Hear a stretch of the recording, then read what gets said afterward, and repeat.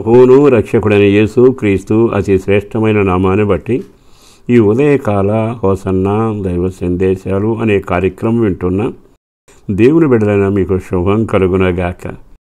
ఈరోజు ప్రభు నిన్ను దీవెనలతో నింపాలని కోరుకుంటున్నాడు. ఆ మాట వినగానే ఆనందం అనిపించట్లా, సంతోషం అనిపించట్లా?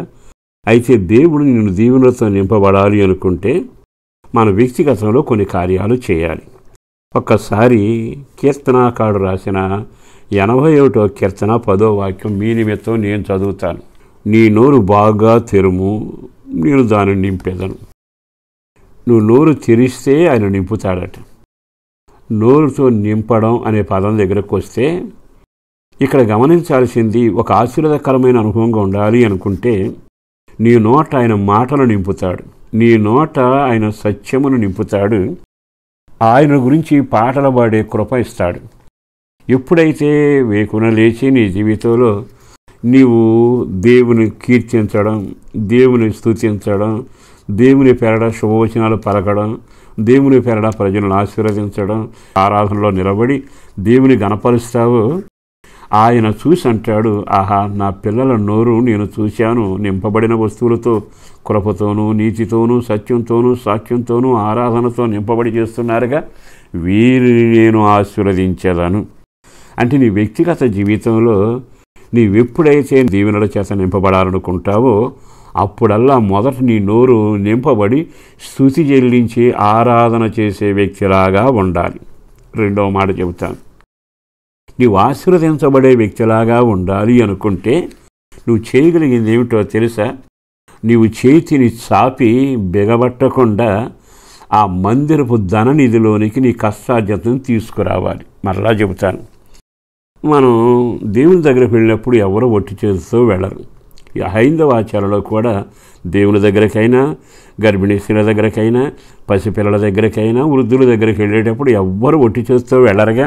పండు, ఫలము ఏదో ఒకటి తీసుకెళ్తారు. అంటే మనం దేవుని దగ్గరికి వెళ్ళినప్పుడల్లా ఆయన మీద ఉన్న మమకారం, ఆయన మీద ఉన్న గౌరవంగా మనం కొన్ని పనులు చేయగలగాలి. నీ జీవితంలో ఏదైనా కానీ, అంటే ధనమే కావచ్చు, పండే కావచ్చు, నీకున్న వస్తువే కావచ్చు, మన పీతలలో అది అలవాటు చేశారుగా. అంటే అర్థం ఏంటి? నీవు మందిరానికి పోనప్పుడు ఆయన ధననిధిలోనికి నువ్వు తీసుకెళ్ళి అక్కడ అప్పగించు. అది మందిరంలో నువ్వు పెట్టగానే విచిత్రం ఏమిటో తెలుసా? విధవరాలు 2 కాసులు పెట్టింది, దేవుని చేతిలో 5 రొట్టెలు పెట్టాడు పిల్లవాడు. తన దగ్గర ఉన్నది ఏదో ఆయన దగ్గర పెట్టగానే యోహాను సువార్తలో ఏముంది? అప్పుడే పడిన చేపలు తెచ్చి వారి దగ్గర పెట్టారు. జనం చూస్తే విస్తారం, తినడానికి లేని పరిస్థితి. కానీ ఆయన ఏం చేశాడో తెలుసా? నెమ్మదిగా ఆకాశాన్ని విప్పాడు, చేతిలో ఉన్న విరిగిన రొట్టె 1000 మందికి ఆహారంగా మారింది. అంటే నేను చెప్పే మాట మీకు అర్థం కావాలి. మొదట నీవు ఆశీర్వదించబడే వ్యక్తిలాగా ఉండి దీవించబడాలి అనుకుంటే నీ నోటితో దేవుని స్తుతించే కృప, నీతి, ఆ ఘనపరిచే కార్యాలు నింపబడి స్తుతించాలి. రెండవది, దేవుని మందిరములో నీ సమర్పణ, అది ఏదైనా తీసుకుని వెళ్ళి అక్కడ సమర్పిస్తే అది అంగీకరించిన దేవుడు నీకు వృద్ధి కలిగినట్లు ఆకాశాన్ని తెరుస్తాడు. పట్టజాలనంత విస్తారత. బాగుందిగా? ఇచ్చింది జామ పండు, తీసుకెళ్ళి ఇచ్చింది కానుక. నీ ఇంట్లో ఏదో జరిగిన ఒక విశేషాన్ని బట్టి దేవుని సన్నిధికి మందిరాన్ని తీసుకువెళ్ళి ఇచ్చావు. వెంటనే ఆయన అంటాడు, ఆహా, నా మందిరంలో తీసుకొచ్చారుగా వీళ్ళు, వీళ్ళ కొరకు ఆకాశం తెరుస్తాను, పట్టజాలన దీవులతో నింపుతాను.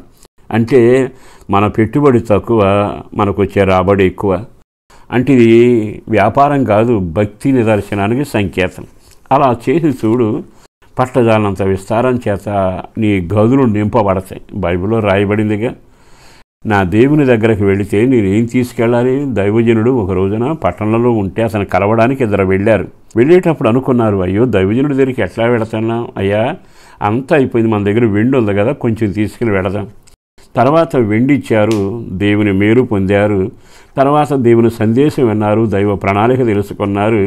వెండి భాగ్యం ఎంత, దైవ దర్శనం విలువ ఎంత. రాజులు అయ్యారుగా. ఈ శుభవేళ సేవకుడుగా చెబుతున్నాను, నీవు దేవుని మందిరపు దీవెనల చేత నింపబడాలి.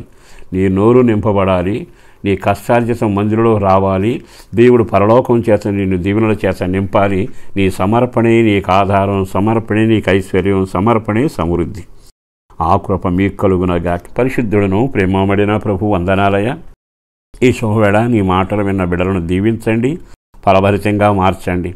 మా వ్యక్తిగత జీవితంలో నీ ద్వారా ఆశీర్వదించబడే కృప మా నోరు ఎల్లప్పుడూ తెరవబడి నింపబడి స్తుతించే గుంపులో మేము ఉండినట్లు, పిల్లలందరూ ఉండినట్లు ఆశీర్వదించండి. ఆ కుటుంబాలంతకంతకు దీవించబడి కృపలో భద్రపరచాలి. యేసు పేరట వేడుచున్నాం తండ్రి.